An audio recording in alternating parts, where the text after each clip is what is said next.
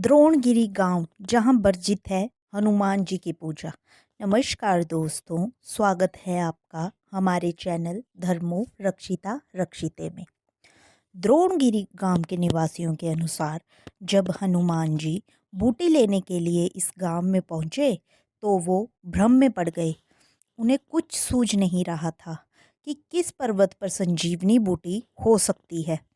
तब गांव में उन्हें एक बूढ़ी महिला दिखाई दी। उन्होंने पूछा कि संजीवनी बूटी किस पर्वत पर होगी। बूढ़ी ने द्रोणगिरी पर्वत की तरफ इशारा किया। हनुमान उड़कर पर्वत पर रखे बूटी कहाँ होगी ये पता न कर सके। वे फिर गांव में उतरे और वृद्धा से बूटी वाली जगह पूछने लगे। जब वृद्धा ने बूटी वाला पर्वत दिखाया तो हनुमान ने उस पर्वत के काफी बड़े हिस्से को तोड़ा और पर्वत को लेकर उड़ते बने। जिस वृद्धा ने हनुमान की मदद की थी उसका सामाजिक बहिष्कार कर दिया गया। आज भी इस गांव के आराध्य देव पर्वत की विशेष पूजा पर लोग महिलाओं के हाथ का दिया नहीं खाते और ना ही महिलाएं इस पूजा में मुखर होकर भाग लेती हैं। हनुमान जी द्वारा पर्वत उठाकर ले जाने का प्रसंग वाल्मीकि रामायण के युद्धकांड में मिलता है। वाल्मीकि रामायण के अनुसार रावण के पुत्र मेघनाद ने ब्रह्मास्त्र चलाकर श्री राम व लक्ष्मण सहित समूची वानर सेना को घायल कर दिया था और ज़्यादा घायल होने के कारण जब श्री राम व लक्ष्मण बेहोश हो गए तो मेघनाद प्रसन्न होकर वहां से चला गया। उस ब्रह्मास्त्र ने दिन के 4 भाग व्यतीत होते होते 67 करोड़ वानरों को घायल कर दिया था। हनुमान जी और भविष्ण आदि कुछ अन्य वीर ही उस ब्रह्मास्त्र के प्रभाव से बच पाए थे। जब हनुमान जी घायल जामवान के पास पहुँचे तो उन्होंने कहा, इस समय केवल तुम ही श्री राम और लक्ष्मण वानर सेना की रक्षा कर सकते हो।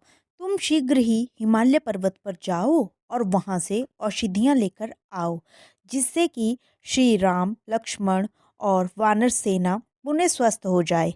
जामवान ने हनुमान जी से कहा कि हिमालय पहुंचकर तुम्हें ऋषभ तथा कैलाश पर्वत दिखाई देंगे।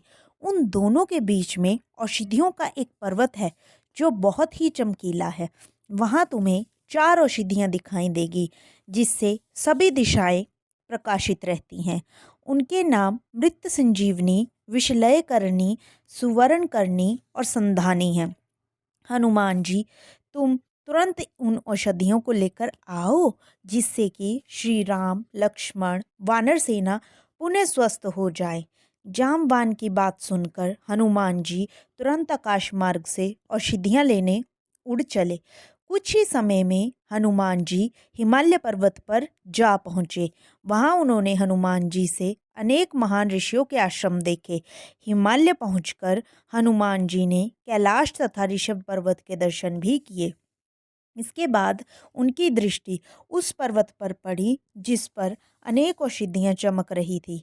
हनुमान जी उस पर्वत पर चढ़ गए और औषधियों की खोज करने लगे। उस पर्वत पर निवास करने वाली संपूर्ण महाऔषधियाँ ये जानकर कि कोई हमें लेने आया है तत्काल अदृश्य हो गई। ये देखकर हनुमान जी बहुत गुस्से हुए और उन्होंने वो पर्वत ही उखाड़ लिया जिस पर औषधियाँ थीं। कुछ ही समय में हनुमान उस स्थान पर पहुंच गए जहां श्री राम लक्ष्मण व वानर सेना बेहोश थी। हनुमान जी को देखकर श्री राम की सेना में पुनः उत्साह का संचार हो गया। इसके बाद उन औषधियों की सुगंध से श्री राम लक्ष्मण व घायल सेना वानर सेना पुनः स्वस्थ हो गई। उनके शरीर से बाण निकल गए और घाव भी भर गए। इसके बाद हनुमान जी उस पर्वत को पुनः वहीं रखाए थे जहाँ से वो लेकर आए थे।